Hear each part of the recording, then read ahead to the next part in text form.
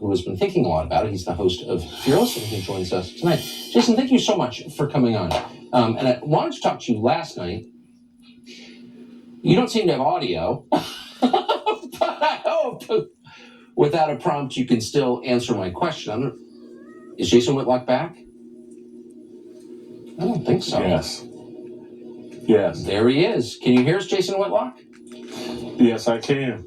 Amen. So what did you think of yesterday? Tucker, it took me to the Bible, quite honestly. All times are biblical, but man, this really seems like we're in some end times here. And it really took me to 2 Corinthians chapter 6, verse 14 through 18. Verse 14, the Bible talks about you can't have partnership. The righteous can't have partnership with the lawless. And that's not me calling Trump the most righteous person in the world, but anybody looking at this knows that Alvin Bragg and the Democratic and the leftists are lawless. They don't believe in fair justice, equal treatment under the law. They don't believe in that. And so you can't have partnership with him. And then if you go down to verse 17, Paul talks about God's instruction that you got to come out from among them and separate. That's what God instructed. And that's where I think we actually are, Tucker, is these guys are so far removed from the truth, so far removed from any of the values that made this country great. We can't really have partnership with them. And my mindset went to secession, that we have to separate. We have to come out from among them. They're so unrighteous. They're so unclean that, finding common ground is impossible with people who think men can become women, who told us, hey, look, we just want two men to be able to get married, and there's no slippery slope. And that was a lie.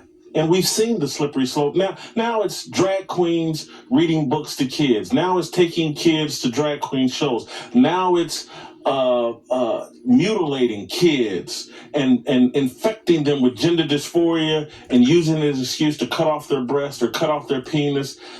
You can't have peace. You can't have partnership with these people. There are so many lies stacked on top of lies, from the whole Black Lives Matter, George Floyd deal, and the police are just out indiscriminately killing black men and it's so dangerous because of the police. That's all a lie and everybody knows it. We can't find common ground with people who have no respect for the truth, no respect for justice, no respect for fairness. We have to think about going our separate ways. And whether that's through secession or whether that's through some sort of national divorce, it has to be on the table, because you just can't find common ground with people this delusional who think that they're God and they can make up the rules.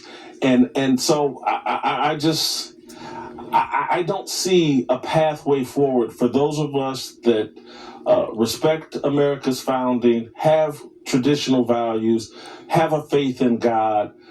We got to separate. And I don't care how it's done, but I just don't see a way to coexist with people this far removed from truth. I think most decent people, no matter where they live or who they vote for, want to find common ground. I don't see any effort to find common ground from the other side. Do you? Are looking for it, want to see it, don't see it?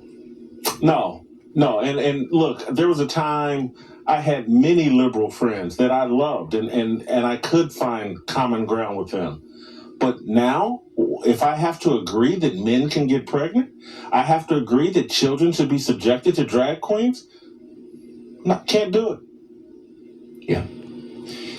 Last question. Do you think that there is underneath it all, maybe in hiding, a large group of people who are fundamentally liberals or Democrats who actually do agree with you but are afraid to say so and will at some point, make their voices heard?